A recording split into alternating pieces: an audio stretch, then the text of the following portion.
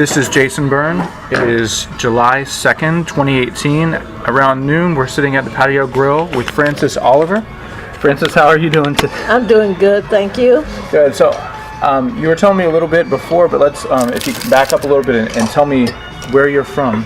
I was really born in Elby, Alabama, and my family came to Florida to Sanford, as a matter of fact, when I was 3 years old. And my father came in what we call the Overground Railroad. Okay. You ever heard of the Overground Railroad? Not. Okay, the Overground Railroad, during slavery, the Underground Railroad, the slaves was running away to freedom. In the Overground Railroad, they were running away from Jim Crow. Okay. Alabama was a Jim Crow state. Of course, Florida was a Jim Crow state too, but he had heard about a community in Sanford, Florida that was all black, and he thought that it was still an all black city, because as you know, Goldsboro was incorporated in 1891 as an all black city, and it was the second all black city in the state of Florida, next to Edenville. Now, there are a lot of all black communities in the United States, but not very many was incorporated as cities, but Goldsboro was one. So my dad did not know that Goldsboro had lost their charter.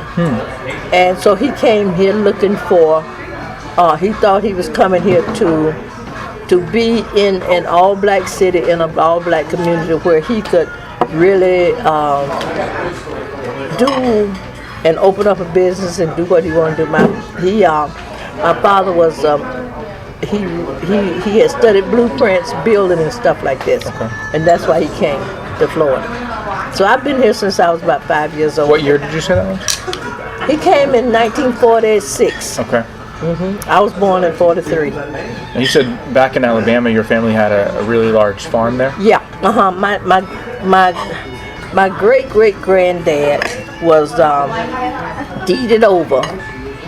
Here we go. Thank you. You're welcome. A what? A spoon? Spoon? My great granddad was deeded over 5 acres of land from his father. He had 2 families. He had a black family and a white family. Okay. And so he deeded both families over 500 acres of land. Oh, wow. Yeah. And between 1870 and 1993, that's when we got the land. It was he had drilled down from 500 acres to 230 some acres. Just selling off little pieces of it? No, they lost some of it during the Great Depression. He couldn't pay the tax, which was $1.79, I think it was, on some of the property. So he lost some of it to taxes, and then he lost some to the flood. What happened, they would borrow money to do the crops. He was not a sharecropper because he had his own land. So he farmed his own land, and he borrowed money. He borrowed the seeds. He bought the seeds, but on credit until the crops come in. Okay. And it had flooded that year, flooded out all the crops, flooded everything, and they couldn't pay the money back, so they lost some of it there. Okay. And I had an uncle in the 60s who had taken over everything, and he did sell a little bit of the land, so that left only about 100 and some acres. Okay. Now you were saying that you had to battle to keep the land? Yes. When we knew we always had the land. We knew that the land had not been taken out my granddad's name. As a matter of fact, it was still in my great-great-granddad's. The deed had not been changed since 1870. And slavery ended in 1865. So he was deeded this land over after slavery. Okay. And we changed the deed in 1993, which had not been changed since 1870. But before we got the deed, we had to fight for it because during that time, there were a lot of heirs. So the state, each lawyer we went to said that the land would never be straightened out. And that's what I had to do. I had to go all the way back and prove that it was my granddaddy's, that it came down all the way down to my daddy. Okay. And it took us local court, state court, and the Alabama Supreme Court. But we were given the land in 1992. Was that split between a bunch of different ancestors? No. Okay. It all came down to my daddy. Okay. It all came down to my daddy, and then my daddy put it in survivorship to me and my sisters. Gotcha. Okay. And you go back up to Alabama quite frequently? Yeah, because we got the house, over 100-year-old house, and then my sisters got houses and they put trailers. As a matter of fact, we named the hill after my aunt, who paid the taxes, the one that raised my daddy, and we named the hill after her, and it's called Alliberry Hill. Where we are, it's a tall hill. We can see 4 counties from my porch. Okay. I would love to explore that more, but I want to drill into Sanford a little bit. What are some of your earliest memories of Sanford and Goldsboro? Okay. Like I said, my daddy came from Alabama, running from Jim Crow. So my daddy was not a man that trusted or cared for white people. That's why he came. Okay. So we were raised in a black community, not being around white people very much. And I went to an all-black school, lived in an all-black community, went to an all-black college. And my first job that I got in Seminole County was an all-black school, and I worked there for 2 years. And then in 1970, when the shake-up came, I was one of the teachers that was sent to an all-white school. Okay. I was sent to Eastbrook. Okay. They had just built Eastbrook. 436 was still a wagon trail. When I was going to work, I used to see them pulling up the orange trees to build the widen 436. But it was hard on me and I couldn't take it, so I quit. Okay. I quit for 8 years because working with all white teachers, all white children was a strain on me. Going back in those woods at night, and it's an all white community, everything. It was a strain on me, so I decided to quit. They were trying to hit certain ratios? Is that what they were doing? Yes. Okay. The consent decree had come down saying that all Seminole County schools would be integrated. Okay. So they started by integrating the teachers. I guess that's what they started doing. And they took some white teachers from some of the all-white schools and put them in black schools. Black teachers from all black schools and put them in white schools. It worked for some of it, just didn't work for me. Because like I said, I was raised up not knowing that much about white people, being around white people. I just didn't. And so it was just something that I couldn't handle, couldn't deal with. Now, did you live in Goldsboro? I know you said you went to school in Wagner, though, right? That was when I first came, when my family first came. Wagner, the teacher, the lady that lived down the street from me was a teacher in Wagner. She taught school in Wagner, and she didn't have enough children to keep the school open. So she started taking some of the neighborhood children with her to school in Wagner. Okay. So my first 2 years of school, I went to school in Wagner, but I wasn't legally in school. Because when they transferred her to Goldsboro Elementary, I started in the first grade, although I had been in school 2 years. That's funny. So after Wagner, what schools did you go to? Go to Goldsboro Elementary. You went to Goldsboro Elementary, and then I went to Goldsboro Elementary to the 3rd grade, And from 3rd grade, I went to Crooms Academy in the 4th grade. Okay. And that was it. I graduated from Crooms Academy in 1961. Okay. And from there, I went to school in Georgia, Savannah State University in Georgia. And, No, wait, hold on. What was between? You said you went to Crooms in 4th grade, and then you fast forwarded to college, or did I miss something there? No. Okay, sorry. I stayed at Crooms, so okay. both the Okay. 12th grade. Okay, so Crooms was K through 12, or what was it? No, it was 4 through 12. 4 through 12. Okay, gotcha. Yeah. Okay. And Goldsboro Elementary was from 1 to 3. Okay. And then you went to Savannah State, is that what you're saying? So Savannah State University in Savannah, Georgia. I was there for 4 years. And then did you come back to Goldsboro? No. My husband was military. I got married while I was at Savannah State. My husband was military. And he was stationed in North Carolina. I went to North Carolina. I taught 1 year in North Carolina. He left and went to Vietnam. Never came back. He died over there. He got killed in Vietnam. So that's when I came back to Sanford. I came back to Sanford in '69. It's a red card. But I pulled in last, so I know. Then I started working with Head Start. And for Head Start, I went to the public school system. Worked in the public school system 3 years, and then the shake-up came. That was early 70s? Early 70s. And I stopped and built and opened up me a daycare center. And so that's what I did for the next 8 years. I ran the 2 daycare centers. I had 2 daycare centers. And that was the early life. And then you ended up putting 30 years in with public school system? Yes, I put 30 years in. So at some point you decided you could go back? Yeah, I went back. Yeah. After 8 years, I went back. I stayed out for 8 years. What'd you do different? And when I went back, I was placed at an all-black school. So you were happier? Like a bird. I was placed at Midway Elementary.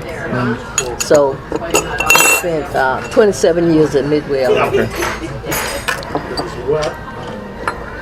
3 years at Eastbrook. No, 2 years at Eastbrook and 1 year at Rosenwald. So what was it like growing up in Goldsboro? You don't need water. And I talk about Goldsboro because, like I said, I don't know anything else but Goldsboro growing up, because that's where I grew up. When I grew up in Goldsboro, there were a lot of businesses. See, I grew up in Goldsboro in racially 60s. When you didn't go in the front door in restaurants in Sanford, nowhere else either. Okay, so everything was either you go in the back door or you don't go at all. Restaurants, you could only work in the kitchen, but you still couldn't come in the front door. You had to go to the back door. There were separate water fountains. There were separate bathrooms.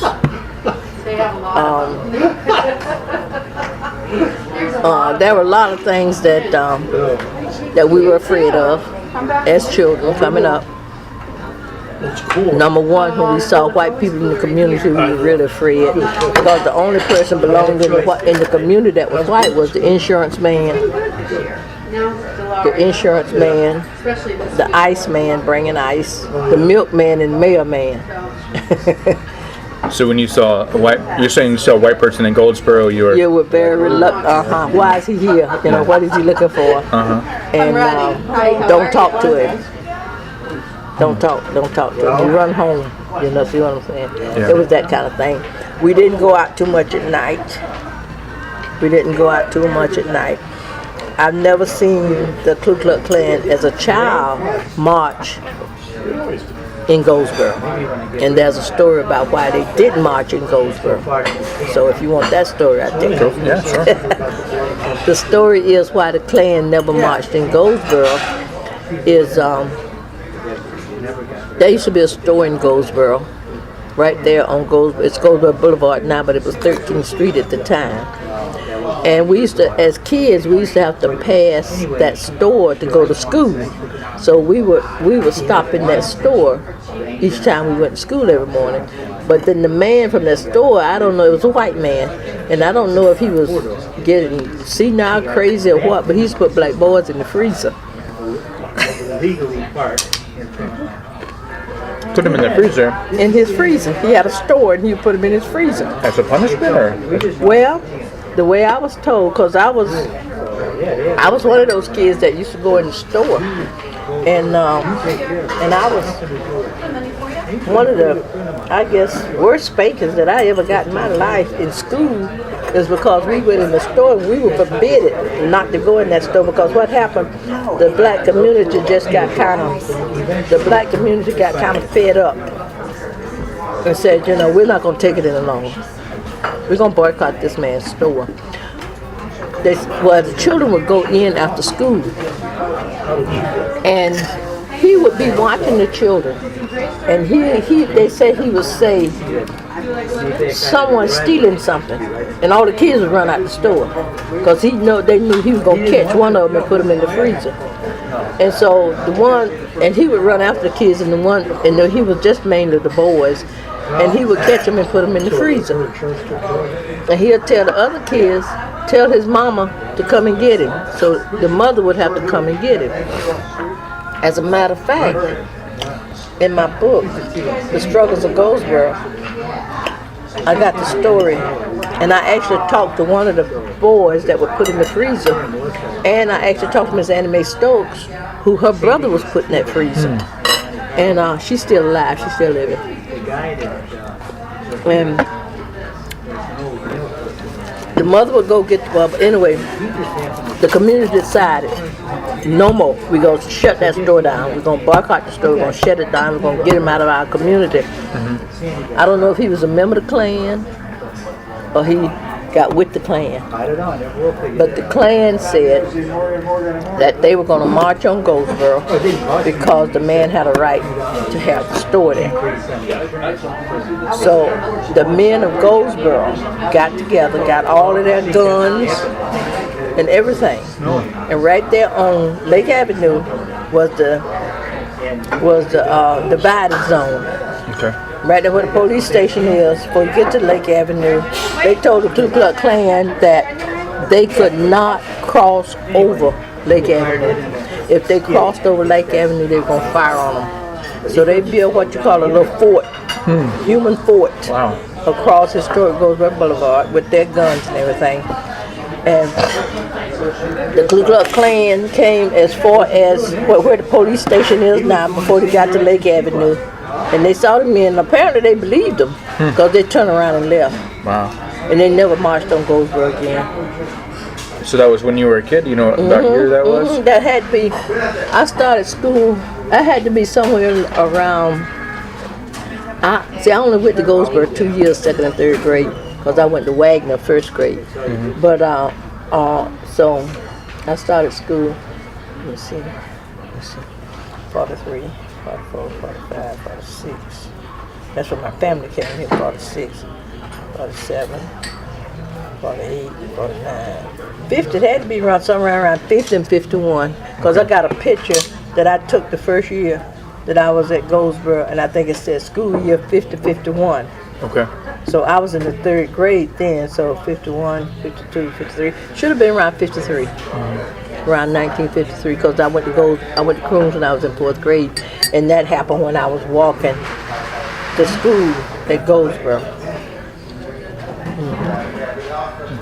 And so that's the story. That's the only thing I know about the Ku Klux Klan while I was a child. Now they tried again when I was an adult, and the same thing happened. Only we met them downtown. Not even getting that close, huh? No, they didn't get it. We met them downtown. All of Goldsboro just loaded up in trucks and everything else, and with the guns and everything. And they were supposed to march downtown. And when they saw us coming, they ran on top of the City Hall. You know, City Hall got a 2nd floor, and I heard they were held out up there in City Hall till we went home. So the police put them up there in City Hall until we went home. But that's the last thing I know about the Klan. So then that would have been early 70s? No? That had to be in the 80s. Oh, wow. I mean, I think so many of us, you know, I'll say, you know, with privilege, right, who don't have to deal with it, like, don't even realize how, you know, that this stuff still went on so long. Yeah. And to some extent, I guess maybe it still is. It still is. Yeah, yeah. Seminole County got, well, see, I've been with the NAAC I joined the NAAC since I was since I was 18. Okay? I joined the NAAC when I was 18. I'm a lifetime member. I have held every office but president. I've been field director for this area. And so whenever NAACP is called a pressure group too. We pressure groups the whites. Well, white people got pressure groups too, like the militias, the Klans, and the night riders and all this. But the government tried to keep a close eye on both. On both. So they let the white groups know what we're doing, and in the meantime, they let us know what the white groups doing. Try to keep it in check.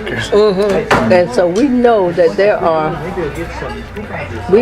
out in the Trudio, the Ovida, all that area over there, you got militia groups set up over there. You got not a strong KKK, but you got an organization over there. You see. And I know a house right here now where this man was the mayor of Sanford. He's dead now, but his house is still here. And I was told that there's a Ku Klux Klan robe hanging in his closet that was his. One thing that I just thought they were dumb people, you know. You're gonna put on a robe at night, but have the same shoes that you done had. The same shoes that was in your closet when your maid cleaned your closet. Oh, you see what I'm saying? Or your yard man saw those shoes, but you gonna wear the same shoes. So they knew who the Klans were. Yeah, persons unknown is what they used to say. They pretended they didn't know who they were. And I can't say anything about the schools growing up as a child because I went to an all-black school. Recreation, we had, as a small kid, there was no recreation. Church. Everything happened in the church. Okay.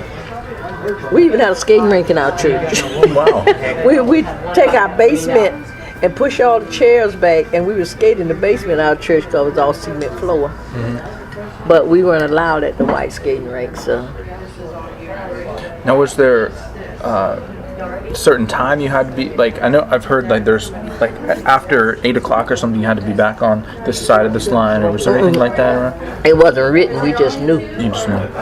When the street lights came on, we go home. And we didn't have that many street lights, but what ones we had, you could see them. And when they came home, there may have been something written, because I didn't deal with the police too much. My dad police never come to our house, so I don't really know what was on the books at the time when I was a child about a curfew. Now, as a teenager, they built a pool in Goldsboro. But the city didn't build a pool. A private investor built a pool, okay, and turned it over to the city. It's just like Coastline Park. Now people think the city built Coastline Park, but Coastline Railroad built Coastline Park. Okay. They gave the city the money to build a park. Well, Sanford had a pool downtown, but blacks were not allowed. And so one day a black boy jumped in, and they drained all the water and closed the pool. It's just unbelievable. They drained all the water and closed the pool.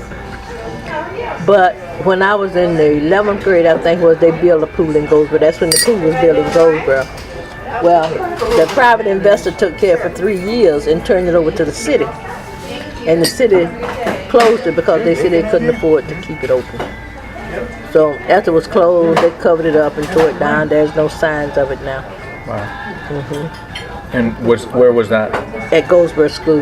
Okay. In the back of Goldsboro School. There was a lot. Goldsboro School was on a lot of land. in the back of Goldsboro School. And in 1970, when the consent decree came down in Sanford and Seminole County, all of Seminole County, but Sanford only had one black high school. It had elementary school in each community, but only one black high school. So people, the blacks from Oviedo and all that, they had to come to Sanford to Crooms. Well, when the consent... Good? You're working on it? Yeah. All done? Thank you. When the consent decree came down, they tried double session to integrate the school. So they had the white children go in the daytime, the black children go in the evening. They call that That didn't count. Federal government said no, that's not the way we do it. So then they decided to send certain white children to Crooms and certain black children to Seminole High School. Well, they didn't particularly like that either. That didn't work out either. So then what they did, when that happened, the night before that happened, they tried to burn the school down and set the school on fire. They set Crooms on fire, burnt down the main building. They had some wings on the side, but they burnt down the main building, which had all our records. So if you graduated from Crooms between, I think it was 1973 or something like that, I have to look up the date, it might be 83, you don't have a record. Like if you came there when it opened in 1926, until they burned the main building down, you don't have a school record. Oh, wow. So nobody can't prove that you didn't graduate, right?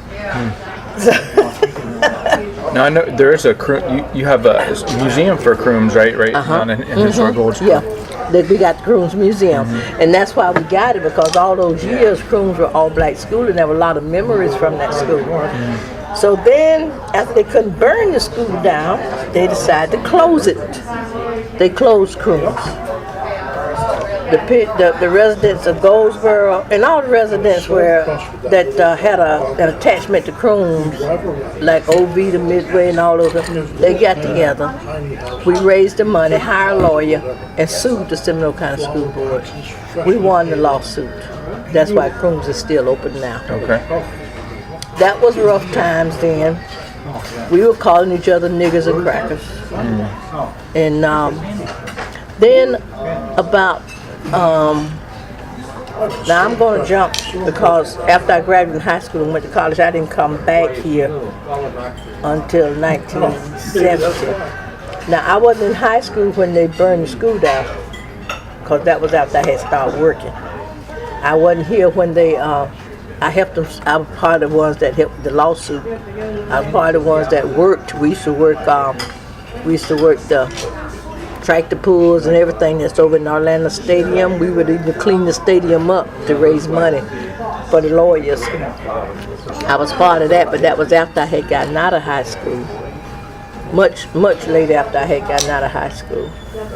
And everything was going, I would say, about normal as any southern town could go, And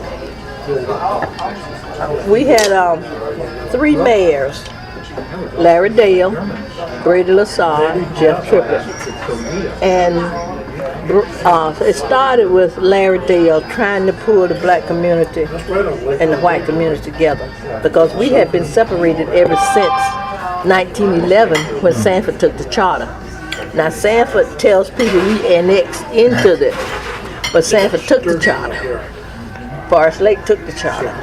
And so there were a divide. It was like y'all stay on that side of the track, we stay on this side of the track. Y'all don't bother us and we don't bother y'all. Well, when Larry Dale became mayor, Larry Dale tried to bring the community together the best that he could. And then he didn't run for mayor anymore. He went to the airport, and Brady Lassard ran for mayor. So we helped Brady Lassard win that race. And he also brought the community, the white community, black communities together a little closer. Okay.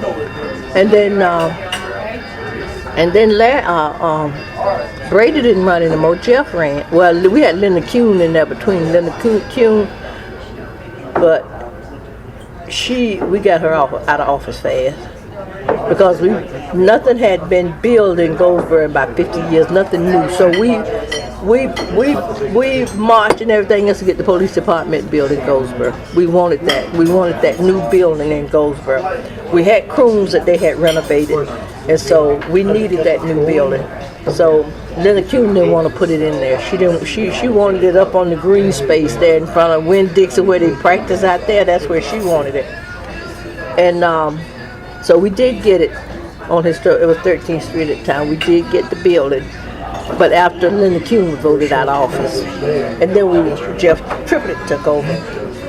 Jeff, second term, I think. No, on the end of his first term, that's when Trayvon Martin got killed. And the community divided again. It was those people who believed in Zimmerman and the people that believed in Trayvon. So we were a divided community again. We were back to calling each other niggas and crackers again. You see what I'm saying? So we still haven't healed and come back totally from Trayvon Martin. What an example Zimmerman has turned out to be. Yeah. That guy's a mess. Yeah. But now, maybe Pasha? We're hoping. We're hoping that, Sanford, in that gerrymandering, and this happened before Brady, before Larry Dale, before Jeff Triplett.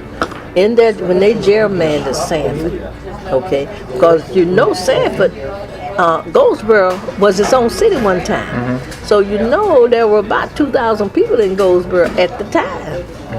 So to keep Goldsboro, the blacks from being controlled of Sanford, they gerrymandered half of the black people out of Sanford.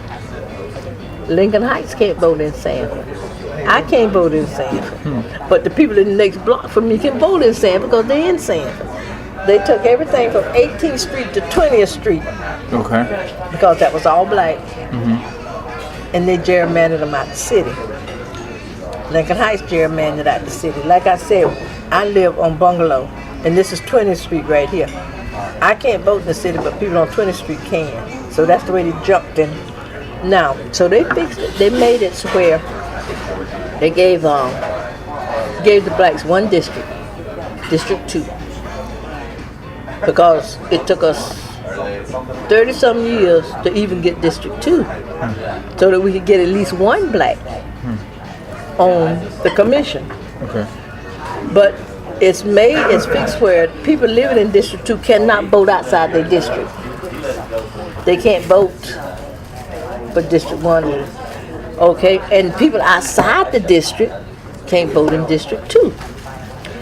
So they're saying, we're going to give you one African American and one black person on the commission. And that's where it's going to be. But that's not the way we see it right now. If we can get Pasha Baker on as mayor, we got 2 on the board. So they gerrymandered that they did back 50 years ago will be outdated and doesn't work. And that's why we're trying so hard, not so much to get Pasha Baker as mayor, but to get another seat on the commission.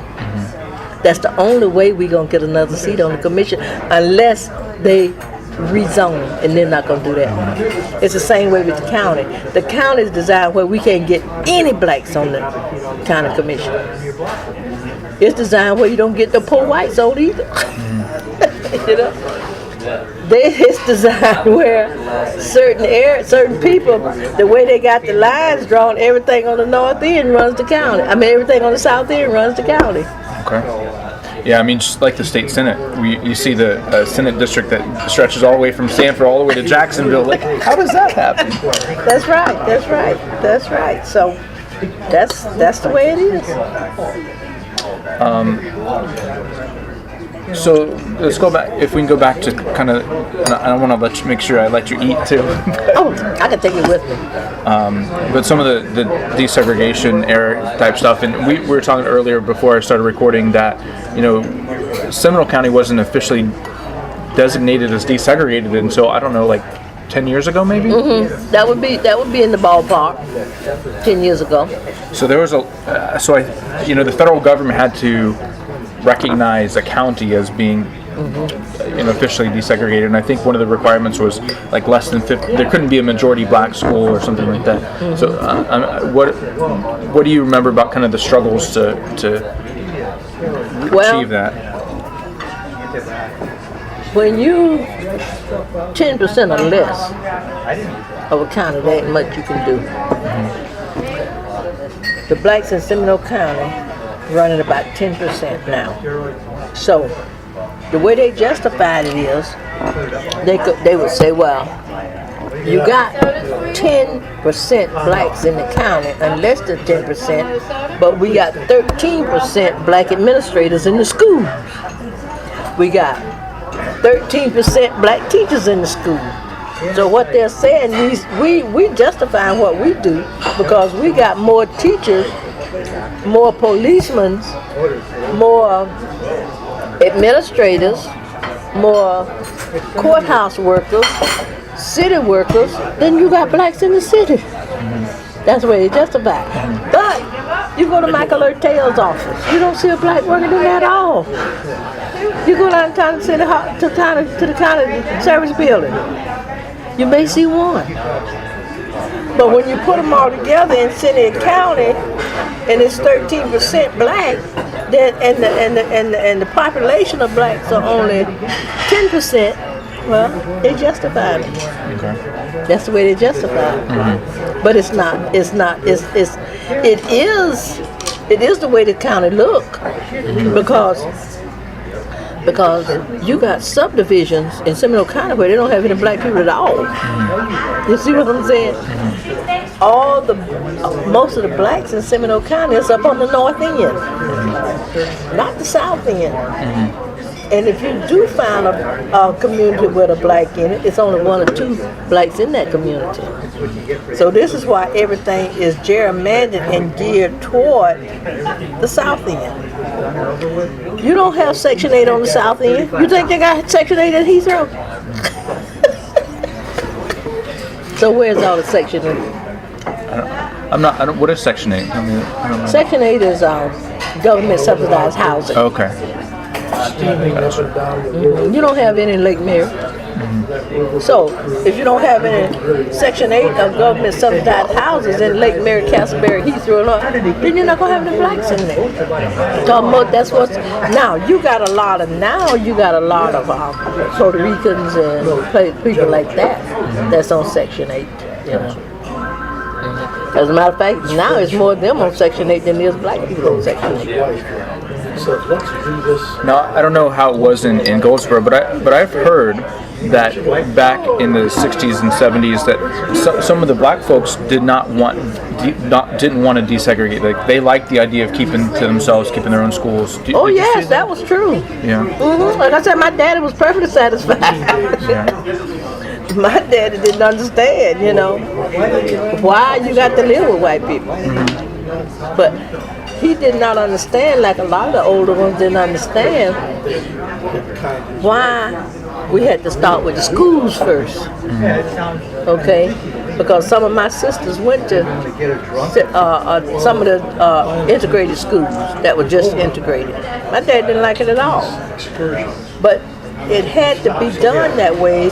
Children had to learn to live together as children before they could live together as adults.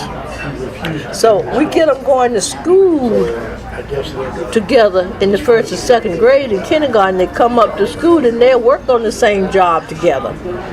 They'll live in the same community together, you see. And it was rough when they started moving into different communities, but they didn't start moving into different communities. Communities started building, and the houses were sold before people moved in them.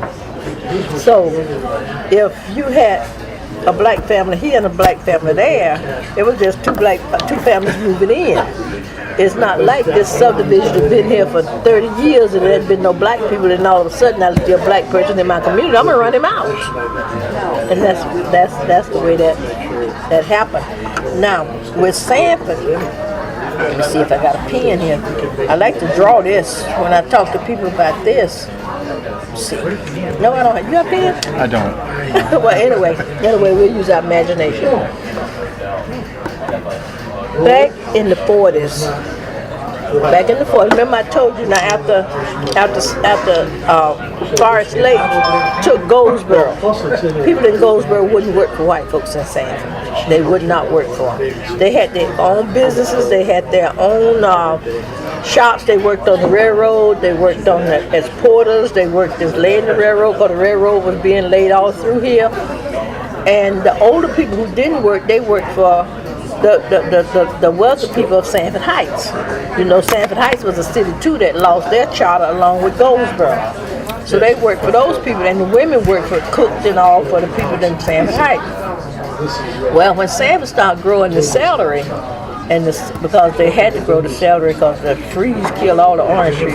When Sanford started growing the celery, they needed somebody to work the fields and cut the celery, so they started going to West Florida, bringing blacks back, truckloads of them at a time, to work in Sanford, but they had them in camps. Sanford had camps for the blacks. As a matter of fact, the last camp just closed here about 2 or 3 years ago. That was in Midway. I heard they were brutal. They were. But in 1947, around 1947, the Housing Act passed, and that's when HUD got involved. And HUD was building apartments in New York. They built them, but the ones they were building down south was like just 2 apartments to a house. And Sanford applied for housing, and they got it. The first housing project they built was William Clark. It filled up in 1 year because of all the camps and all the things that they had. It filled up in 1 year.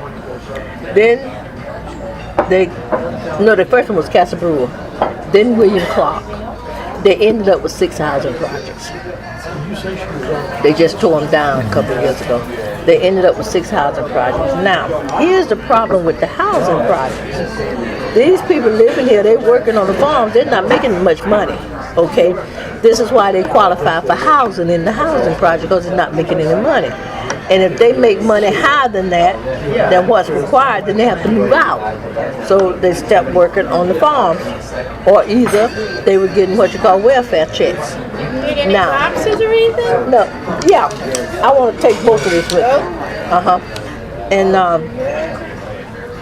when they, okay, so with these 6 housing projects, okay, what happens? These people are either not working or working on the farm, barely living, okay? So now, and they don't want to lose their housing, because you're going to 2nd generation now. So what happened? Jobs don't come to Sanford, because there's nobody to work the jobs. The people, all the people in Sanford, all the black people in Sanford, are living in the projects. So jobs don't come. Now, when jobs don't come, then housing don't come. Because these people already got subsidized house, they already living, and there's no jobs to pay for the new houses that come. All right? So when houses don't come, you don't have the affluent neighborhoods, because they don't want their children going to school with project children. Sanford got 6 housing projects. So For that, I'll grab you some. okay, so Sanford becomes, although it's the oldest city in Seminole County, it becomes the ghetto of Seminole County. Okay? Now, how Sanford get out of this jam? Okay? They got to tear these houses down and start all over again. And that's what they're trying to do now. So there is a struggle still in Sanford, but it's not, I don't think it's so much struggle between the black community and the white community anymore. It's a struggle now between it's greed in Sanford now. It's who can get more money out of developers, you know. who can buy the most land. Thank you. Who can buy the most land at the less dollars from the blacks that own land? You see what I'm saying? So that's what's going on in Sanford. Now, it's more of, like I said, it's the same thing that went on in Seminole County has come over to Sanford now. Because Sanford is being redeveloped, revitalized, and everything, because Sanford finally got rid of those 6 projects. Now we can bring jobs, because we're going to build houses and they're going to have jobs to pay for these houses. Now, so where do those people go when they come in and tear down all the homes? Okay. You ever heard of Trayvon Martin? Sure. People don't know that was a Section 8 apartment house. Okay. Although it was gated. Okay. It was everything, but 30% of it was Section 8, Okay. which is subsidized housing. A lot of these communities around here now that's gated communities. Either from 10 to 50% of that community is Section 8, and that's where they put those people. Okay. Now, out there where Trayvon Martin was killed was gated community, everything, but 30%. If you listen to the tape from George Zimmerman, he said they always messing around the clubhouse. He was talking about the Section 8, the black people were there. Because if you're on Section 8, you don't pay homeowners dues. And if you don't pay homeowners dues, you don't swim in the pool, you don't take advantage of the clubhouse, you don't take advantage of anything that's offered by the complex. And that was George Zimmerman's job, to keep the blacks and the Section 8s out of the pool, out of the clubhouse. Yeah. You didn't know that, did you? I did not. A lot of people didn't know that. It never came out. It never came out in the papers. It never came out in the papers. It never came out at the trial. As a matter of fact, my daughter was one of the lawyers for Trayvon Martin. Okay. You might know it, Natalie Jackson. No, I haven't met her. You haven't met her. Well, she was Ben Crump. You heard of Ben Crump? Well, she and Ben Crump held the case. Okay. So I told my daughter, I said, the apartment complex out there where Trayvon Martin got killed is Section 8. She told, no, Mama, it's not Section 8. I said, yes, it is Section 8. She told, no, Mama. She said, that's a gated community. I said, it's 30% of it Section 8. So she said, okay, I'll look it up. And she called me back the next day. She said, Mama, you were right. It is Section 8. And that was happening in all of the places where they replaced those 2,000 people that lived in the projects. It was happening in, as a matter of fact, some of them just got so depressed and dogged out till they got off of Section 8 and just tried to find them a place to live themselves, because these gated communities did not accept them. Some of the communities that was not gated did not accept them. But number one, the projects had been there since 1950 something, okay? And they didn't come under the rules of Sanford. They didn't come under the rules of Sanford. HUD had their own rules, so they could park on their grass. You see what I'm saying? They could make trails through their community. And that should have given it away about Trayvon Martin, because remember they had a trail from the apartment complex to the 7-Eleven that he went to. Okay. He went to the 7-Eleven to buy Skittles, and he walked the trail. And some of the fellows that came from some of the rap stars and all this that came down, one of them asked me and said, Miss Francis said, tell me something. He said, was that a Section 8 apartment complex? I said, He said, I knew it. I said, why did you say that? He said, because they said that he went through the trail. And the Section 8 people are good at making trails, you know. And like I said, Sanford got problems now, but not some of the problems that a lot of the cities have. Because, and I have to give it to him, and I'm going to say it, A lot of people don't agree with me, but I give Scott a lot of credit. Who's Rick Scott? I give Rick Scott a lot. And why is that?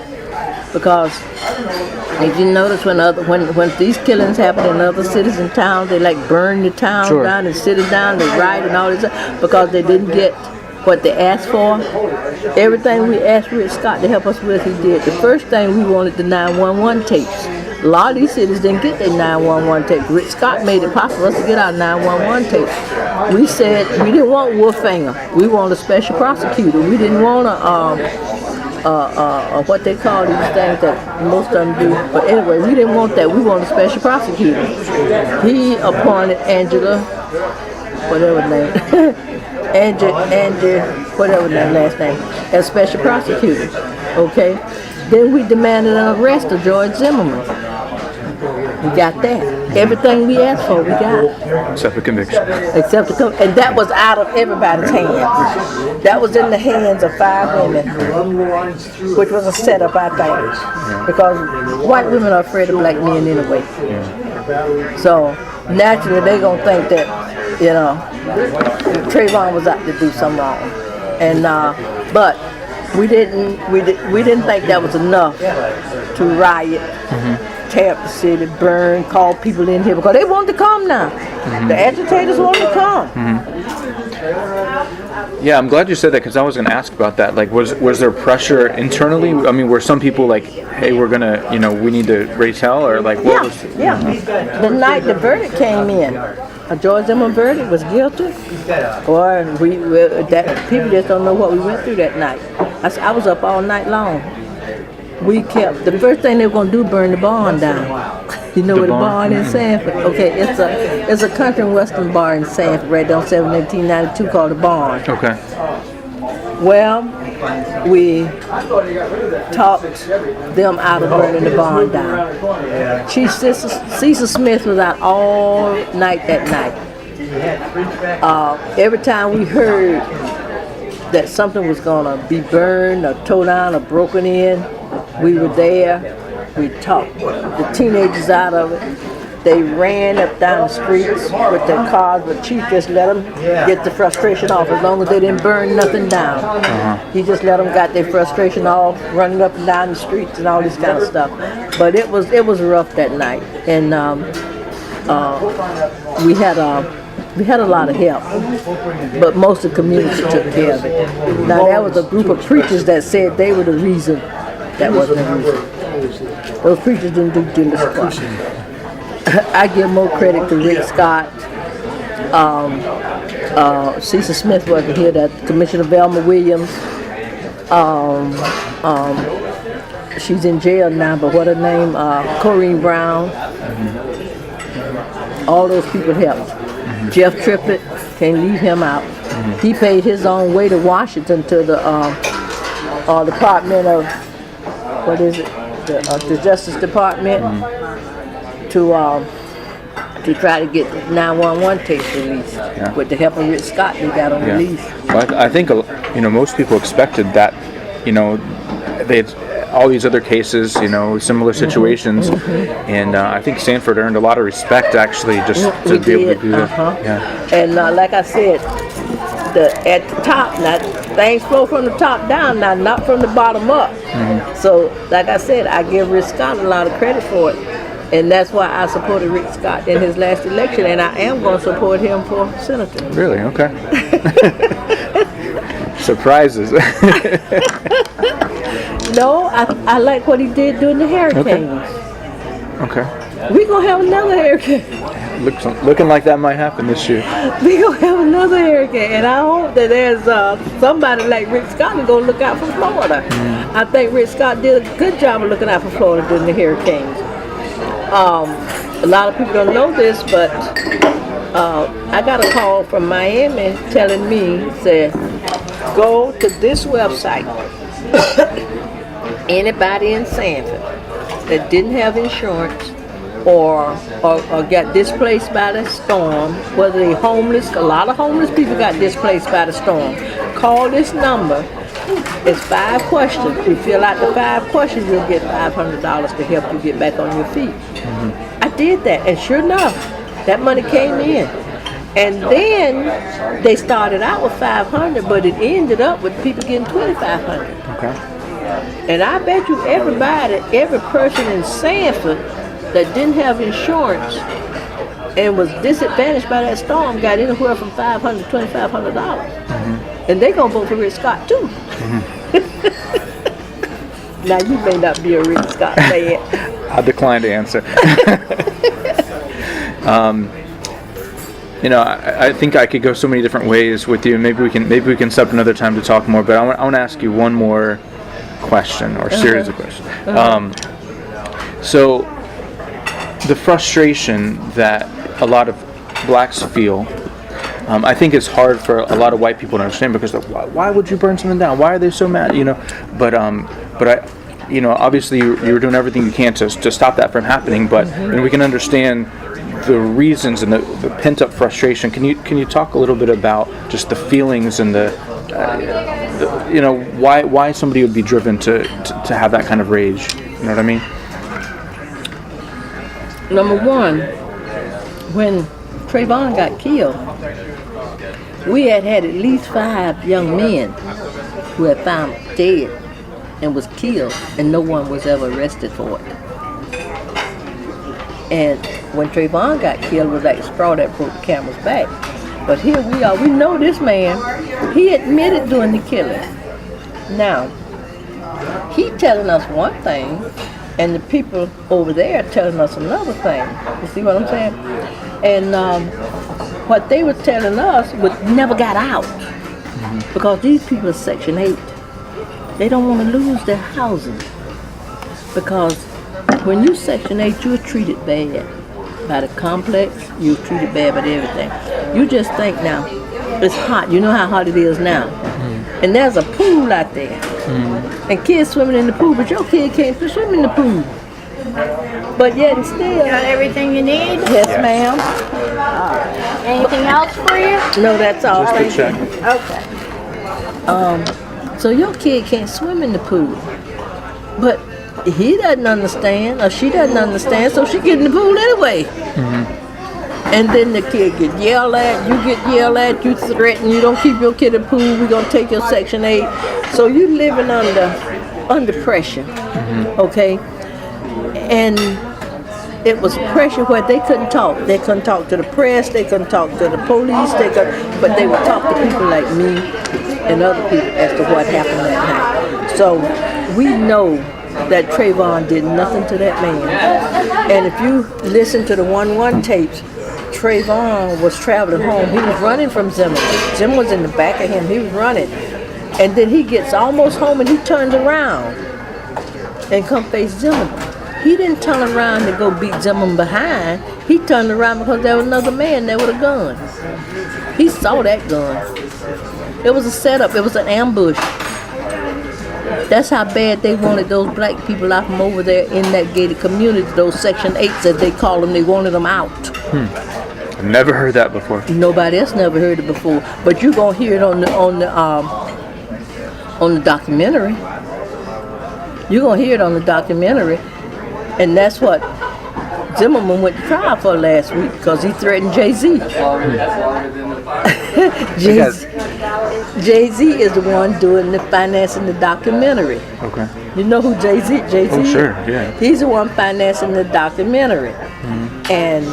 And Zimmerman, about 6 months ago while we were filming the documentary, Zimmerman didn't like what was being said. So he threatened Jay-Z. And Jay-Z investigator, I guess they were investigating a while, but that's why he went to trial for last week, because he threatened the investigator and he threatened Jay-Z. And that's what he went to trial for, because he knows the truth gonna be told in that documentary. The truth gonna be. It may not, because of Double Jeopardy, it may not have anything with him. And okay, you're talking about depression. So here you got a community. We've gotten everything. We got everything we asked for. So we sure that we're gonna get a verdict of guilty. We sure of that, but we don't. When that verdict came in, I saw grown men go to their knees We had been doing a verdict watch for 3 days at the Welcome Center. And the night it came in, there were people at the Welcome Center like this. And when that verdict came in,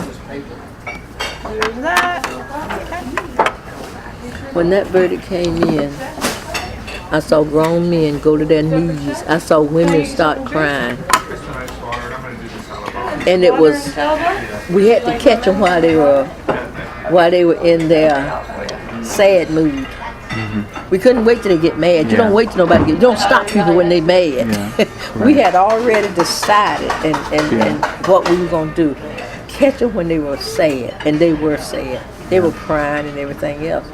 But by the time the anger had set in, There you go. Thank you. You're welcome. most of them had gone home. Have a good day. Thank you. Most of them had gone home. All we had left was a bunch of teenagers who we could tell don't do this and don't do that. You know, they were teenagers that they were not gang members, despite what you think. Sanford doesn't have gangs. Not black gangs. They may have some white gangs. They ain't got no black gangs. You got a couple of them out there gang wannabes. I don't want to tell them that.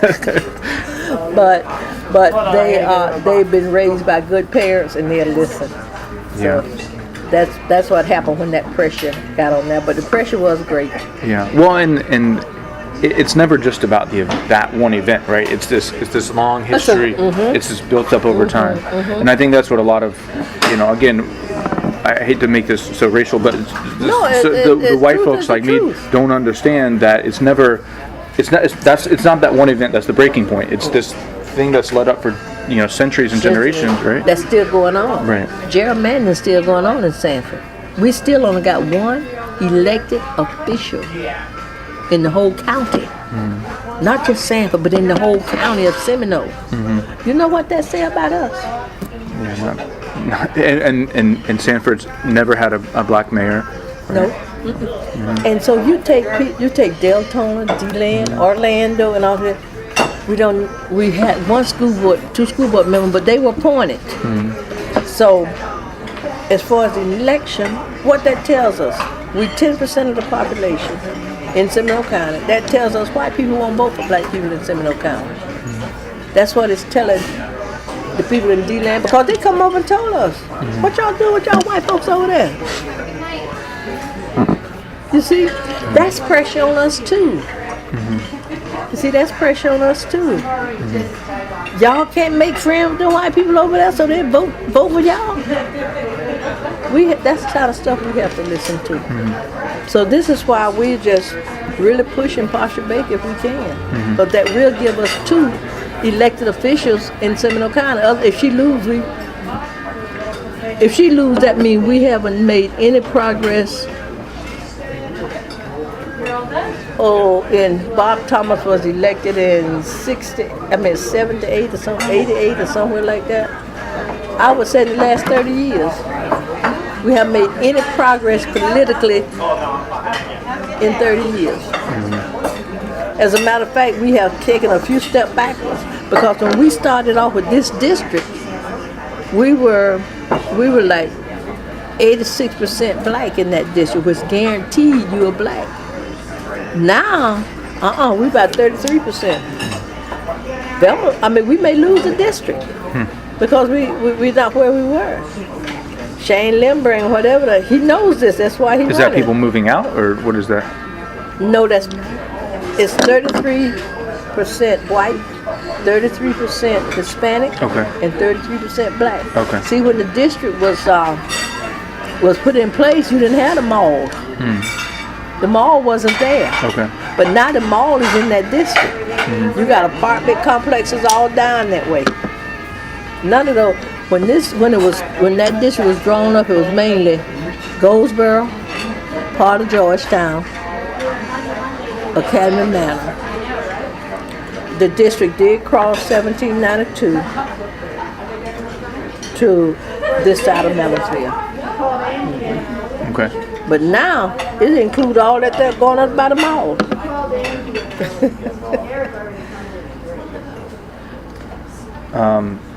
Yeah, I mean, I think we've been talking for a long time, so I'm sure you're tired, but maybe we can do this again sometime? Oh, yeah. And you can come up there and I can show you some pictures and stuff while we talk. Yeah, I'd love to see the museum again. I can show you some pictures. Because, we changed the museum because we're so small. And we pack up everything and then we put out a new exhibit. Then we pack up this and put out a new exhibit. We got thousands of pictures and newspaper stories and stuff like that, but we're not a museum where we could put it out all the time. And the city doesn't help us at all because they say they don't need 2 museums in Sanford. Thank you very much. They say they don't need 2 museums in Sanford. They don't need a black museum and a white museum. That's just how stupid they are. Yeah. History is history. You see what I'm saying? And Goldsboro's history is very distinct, right? That's right. Yeah. It's a different history than the downtown Sanford Museum. They gave us the building.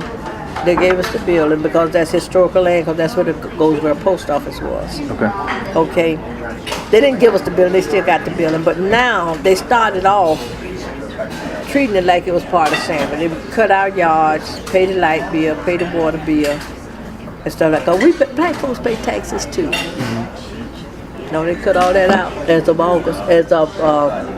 as of May, I think. Now we have to pay our own water bill, light bill, cut the yards. But yet and still, when visitors come in, they send them down there. That's their show off. Let me show y'all off my black folks. So they send them to Goldsboro, to the Welcome museum, Center. The Welcome Center Museum, the Crooms, the Art Square, and they're not giving us 1 penny. Not 1 penny to help. Now, have you ever seen that sign? I love Sanford. I work in Sanford. Yes, sure. I created that sign. Okay. Right after Trayvon Martin, I created that sign to try to build up, Well, Sanford decided that they were going to do a celebrate Sanford kind of thing and try to do the same thing, bring the people together and try to forget all the negative and all that. So they called me and said, Miss Oliver, we heard you're the creator of that sign. Because first they went to my sign man. And he told them I couldn't give you that sign. Francis Oliver created this sign, and that's Francis Oliver's sign. And so they called me, Mr. Tom George called me, and he said, it's no use in us creating the wheel. We'll just use your sign, if it's all right with you. I said, yeah, I don't have a problem. I said, we made the sign to raise some money for the museum. And he said, well, I tell you what, we'll give you $1 out of every sign. And he said, we're planning to print about 10,000 signs. And I said, okay. Didn't sign no papers or nothing. And they printed 10,000 signs, they thought about putting them out. I saw them all everywhere. I printed more than 10,000. But anyway, I saw them everywhere. And so a year almost went by. And I said, well, I haven't heard anything from them yet. So I called my daughter. And she said, well, Mama, you better get something in writing before a year, because after a year, statute of limitation gonna pass and they won't have to give you nothing. So I called him, and he said, well, Miss Oliver, we didn't do too much with those signs. They didn't sell too good. He said, but we're going to send you a donation or something, he said. They sent me $350. That's Sanford for you. And they still selling the signs. Yeah, I've seen them all over, yeah. I created that sign. I got the trademark for that sign and everything. They sent me $350. So that's what you have to deal with. I didn't. I said, well, if they want to take the sign from me, they can have it. You see what I'm saying? They don't want to give us nothing. They don't have to. I take my Pasha writing grants now, but until Pasha start writing the grants and working up there with me, everything that came out my retirement check, everything. Everything was going toward funding the nonprofit. My retirement check was going. The light bills, the water bills, the cutting of the yards. And that was around 2011? Yeah. 20. I opened up in 2011. And Pasha came around, this is 18, this is 20. Pasha been there about 2 years, about 3 years helping me. Well, she said, Miss Francis, she said, you shouldn't be having to, they wouldn't give me a sign. You know how these signs they have made? They said they were going to give me one. But they never did. And when I asked them, they said no, they couldn't do it. It's a great little center, little campus you guys have there with the and the gardens and the arts and And I want to buy the little building behind the Art Square. It's a little building there. I offered the man $40,000 for it, but he wants $60,000. But I would like to get that little building and open it up as Goldsboro Mini Theater. Okay, mini theater. Yeah, where we can have comedy come in there and small talent shows and talent groups to come in. It's not big, but it's sitting on a pretty good sized piece of land, which you could add maybe a big auditorium to it. That'd be exciting. Yeah, it would be. Yeah, so I mean, I don't know how many people are going to listen to this, but I mean, definitely encourage everybody to go down and visit there, and I can't wait to come back. I don't know if you remember, I brought my daughter down. We Yeah, came I think last I remember. year. I remembered your face. Yeah. When I saw your face, I remembered your face. Yeah, so it's a good little place, and you guys were growing some different vegetables and some cotton in the back, right? Yeah, the cotton came out good. We made cotton bouquets. That's great. But with this rainy weather, we're not doing so good with our gardens. It's just raining them out. It's raining them out. My okra getting rained out. The cucumbers and the squash getting rained. So they don't like a lot of water. They don't like to sit in a lot of water. Gotcha. All right. Well, thank you very much. Okay. Appreciate it. All right.